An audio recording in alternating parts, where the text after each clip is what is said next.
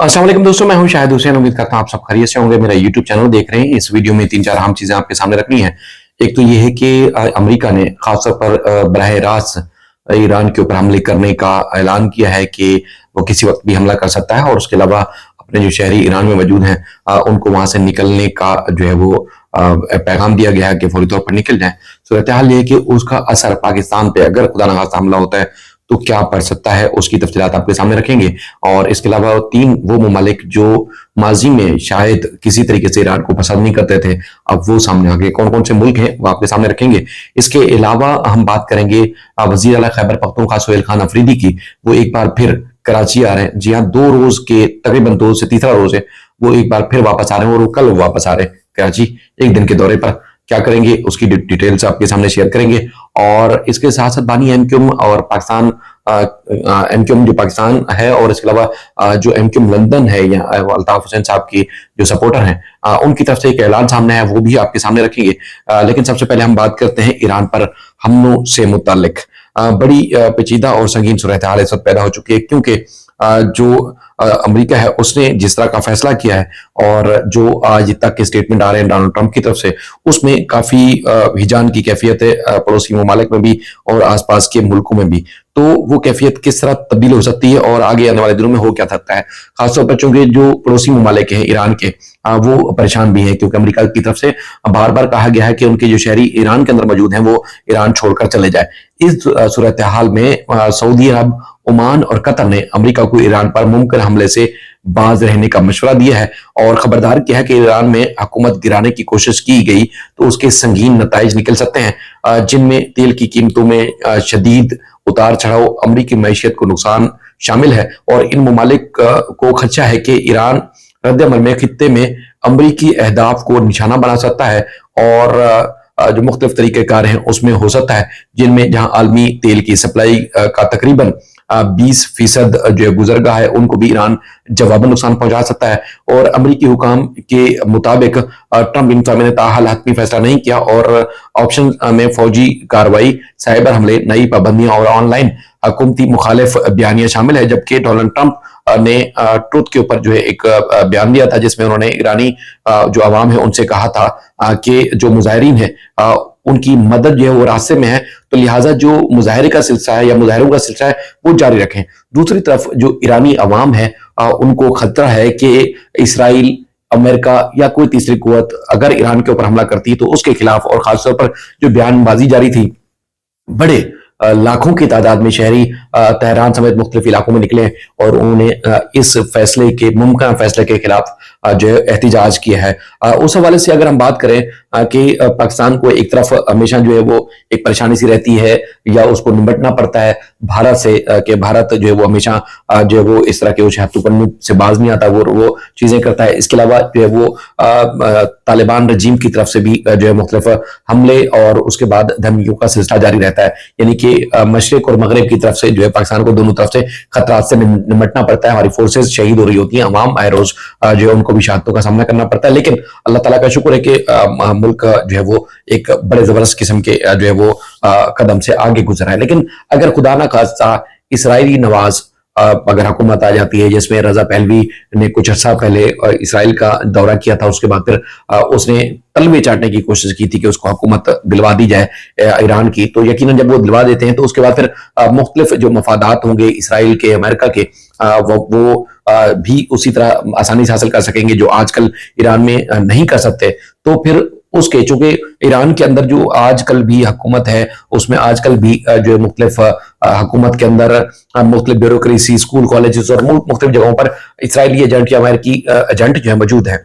तो वो एजेंट माजी में जिस तरह चूंकि साजिशें चल रही हैं बलूचिस्तान जो ईरान में है, तो हमारे पाकिस्तान के बलूचिस्तान में भी साजिशें हो सकती हैं और पाकिस्तान को फिर तीसरे मुल्क से या तीसरे मुल्क के लोगों से जो साजिशी अनासर हैं उनसे भी निपटना पड़ सकता है। तो ये मुश्किलात आने वाले दिनों में मजीद बढ़ सकती हैं। अल्लाह ताला से दुआ है कि मामलात को मजीद बेहतर किया जाए। आगे हम बढ़ते हैं। एमक्यूएम पाकिस्तान की तरफ से मुहिम चलाई गई है और वो मुहिम है कराची बचाओ।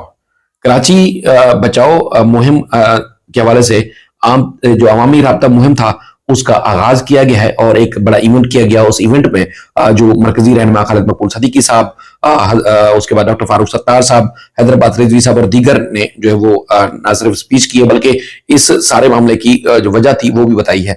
खालिद मकबूल सदीकी साहब कहते हैं कि कराची वालों को घरों से निकलने का वक्त आ चुका है।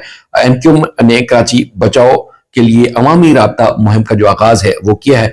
और डॉक्टर फारूक सत्तार कहते हैं कि कराची को बचाने के लिए, पाकिस्तान को बचाने के लिए कराची को बचाना जो है जरूरी है। जल्द एमक्यूएम जो है जल्द नई हिकमत अमली का ऐलान करेगी। और बाकी जो हैदराबाद रिजवी साहब है, हैदराबाद रिजवी साहब ने कहा कि जहां जो कुछ भी अवाम देती है वो हमें व्हाट्सअप करें, हमें वीडियोस बना बना के भेजें, हम उनकी आवाज बुलंद करेंगे और हम जो है वो करेंगे। तो भारत अवाम जो है मुख्तलिफ मिले जुले रद्द अमल का इजहार करी है कि एक तवील अरसे से एमक्यूएम का तूती बोलता था। उस वक्त एमक्यूएम ने अगर कुछ नहीं किया तो उसके बाद फिर अब एमक्यूएम जब इख्तियारात का मामला है, सूबाई हुकूमत इतनी ताकतवर है, मेयर किसी और का है, टाउन चेयरमैन, यूसी चेयरमैन तक किसी और के हैं, तो फिर एमक्यूएम क्या कर सकती है? क्या सिर्फ मीडिया पर, सोशल मीडिया पर ही बात कर सकती है या ग्राउंड पर भी आवाम के लिए कुछ कर सकती है? इस हवाले से उन्होंने अब तक गाइडलाइन नहीं दी, लेकिन ये लोग बड़े जो है वो परेशान है। अच्छा, बानी एमक्यूएम के हवाले से जो फैसला किया गया उस पर आने से पहले एक बात मैं करूंगा, क्योंकि 3 रोजा दौरा था वजीर आला खैबर पख्तूनख्वा सुहेल खान अफरीदी का कराची में, और उन्होंने जब कराची पहुंचे तो पीपल्स पार्टी की जानब से उनको सिंधी अजरक टोपी का तोहफा दिया गया। और यकीनन ये एक सूबाई हुकूमत की तरफ से बहुत ही जबरदस्त फैसला था।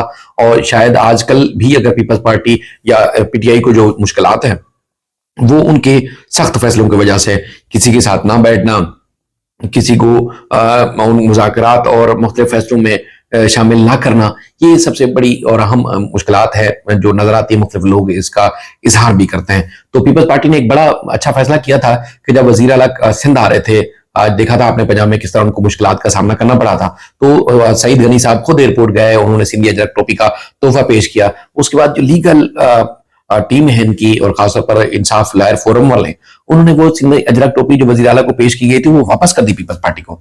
तो उस पर बहुत सारे वो लोग जो पीटीआई की हमदर्दी भी रखते हैं और वो चाहते भी नहीं कि मुल्क में अमन अमान की सूरत हाल खराब हो या कोई अफरा तफरी पहले तो वो चाह रहे थे कि किसी तरीके से ये पीटीआई की तरफ से जो कदम उठाया जा रहा है कि सिंधी अजरक टोपी वापस की जा रही है पीपल्स पार्टी को, वो नहीं करनी चाहिए, लेकिन उसके बावजूद वो कर दी।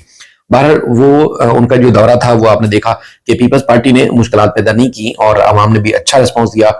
और हम खुद चूंकि आई विटनेस हैं तो दूसरे लोग तो देखी दिखाई सुनी सुनाई चीजों को रिपोर्ट करते हैं, हम ग्राउंड पर गए और हमने देखा कि वाकई पब्लिक, चाहे वो उनका किसी भी जात पात कौम से ताल्लुक था, लेकिन वो आ रहे थे और जगह जगह पर ना सिर्फ वजीर आला को, खैबर पख्तूनख्वा को वेलकम कर रहे थे, बल्कि ये तवक्को से भी ज्यादा, उनकी सोच से भी ज्यादा लोगों का रिस्पॉन्स था। चाहे वो हैदराबाद की बात करें या फिर कराची की बात करें, तो इस तरह था।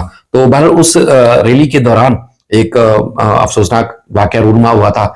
कारकुन जो है वो शहीद हो गए थे पीटीआई के रैली के दौरान। तो उनके घर वालों से ताजियत करने के लिए वजीर आला खैबर पख्तूनख्वा सुहेल खान अफरीदी एक बार फिर कराची आ रहे हैं, और वो आकर अहले खाना से, जो कि इनके कारकुन हैं, शहीद हुए हैं, उनके अहले खाना से जो है वो बिलाल नाम है उनके, सराब बोर्ड के रिहायशी हैं, तो उनके अहले खाना से जाके ताजियत करेंगे। कल का वक्त बताया गया है, कल जो है वो तकरीबन 11:50 पर अब वो एयरपोर्ट पर पहुंचेंगे और डायरेक्ट सुराब बोर्ड जाएंगे और बिलाल महसूद के घर वालों से सुराब बोर्ड पर ताजियत करेंगे। उसके बाद गडाफ टाउन जाएंगे और गडाफ टाउन पे चूंकि जो हलीमा अल शेख साहब हैं उनका फार्म हाउस से वहां लंच वंच होगा। उसके बाद 4 बजे उनकी वापसी की पेशावर की फ्लाइट होगी, तो इस तरह वो चले जाएंगे। बहरहाल ये खबर जो है सामने आ रही है और एक अच्छा एक जो है तासुर दिया जा रहा है कि माजी में भी कराची में भी या मुख्तलिफ जगहों पर अगर दरीना साथियों की भी कोई इंतकाल हो जाता था या कुछ होता था तो बानी पीटीआई इमरान खान साहब खुद नहीं जाते थे, शिरकत नहीं करते थे, लेकिन वजीर आला सुहेल खान अफरीदी की रैली में शरीक बिलाल जो है वो महसूद जहां भाग हुए, तो उनके घर वालों से ताजियत करने के लिए, खासतौर पर ताजियत करने के लिए एक बार फिर कराची वापस आ रहे सुहेल खान अफरीदी। तो एक अच्छा जो है पैगाम जाएगा और न सिर्फ हौसला अफजाई होगी बल्कि एक अच्छा तासुर हो जाएगा। अच्छा, आगे बढ़ते हैं। और चूंकि एमक्यूएम लंदन से ताल्लुक रखने वाले 2 अफराद, साबिक एमएनए निसार पंवर और उनके बेटे मोहसिन पंवर कुछ दिन से लापता है, और गालिबन ये 4-5वीं दफा निसार पंवर साहब जो है लापता हो रहे हैं।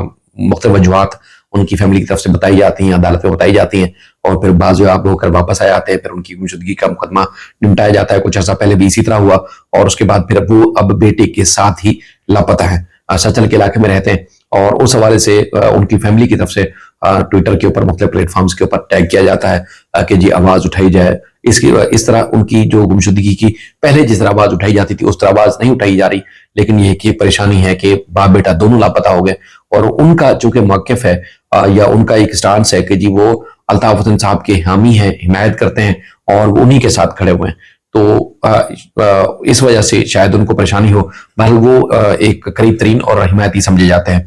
तो अब की बार उनका बेटा भी लापता है, तो इस तरह उनकी फैमिली में बड़ी परेशानी है और सिंध हाई कोर्ट में गुमशुदगी की दरखास्त भी दायर की गई थी, लेकिन 21-22 दिन से ज्यादा का वक्त गुजर चुका है, लेकिन अब तक उनका कोई सुराग नहीं लगाया जा सका।